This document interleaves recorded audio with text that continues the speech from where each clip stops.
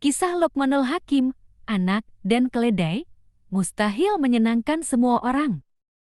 Ini adalah kisah hikmah dari Luqmanul Hakim, seorang lelaki bijak yang hidup di zaman dahulu. Ia mengajarkan pelajaran yang luar biasa kepada anaknya tentang hidup, pilihan, dan bagaimana menghadapi penilaian orang lain. Suatu hari, Luqmanul Hakim hendak melakukan perjalanan jauh bersama anaknya. Mereka membawa seekor keledai.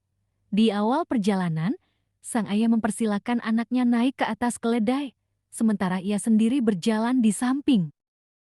Ketika melewati sekelompok orang, mereka pun bergumam, "Lihat anak muda itu, tak tahu sopan santun.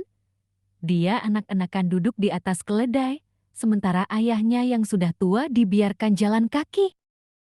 Mendengar itu, Luqman berkata kepada anaknya, "Sekarang gantian, ayah naik, kamu berjalan."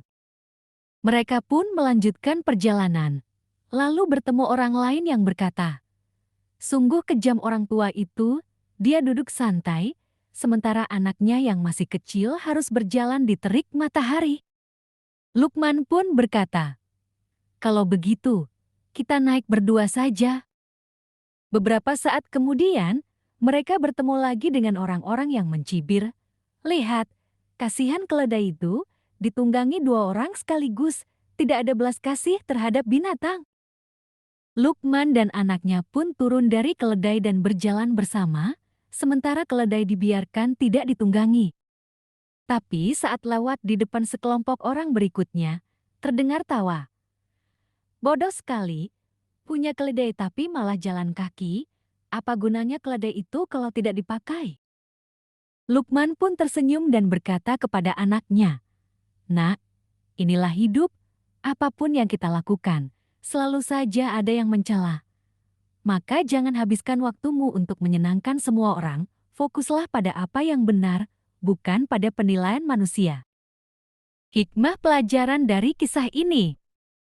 Pertama, kita tidak akan pernah bisa menyenangkan semua orang. Kedua, orang akan selalu berkomentar, bahkan saat kita tak melakukan apa-apa. Ketiga, bijaklah dalam memilih langkah dan jangan hidup hanya untuk mendapat pengakuan orang lain. Keempat, nilai tertinggi bukan di mata manusia, tapi di mata Allah. Maka selama kita berada di jalan yang benar, teruslah melangkah. Ingat, bahkan seorang Luqman yang bijak pun tidak bisa lepas dari komentar orang lain, maka kamu pun jangan berkecil hati. Lakukan yang terbaik, niatkan karena Allah, dan terus belajar seperti Luqman yang penuh hikmah. Jika kisah ini menginspirasi kamu, klik like dan share ke sahabatmu. Jangan lupa subscribe untuk kisah penuh hikmah berikutnya.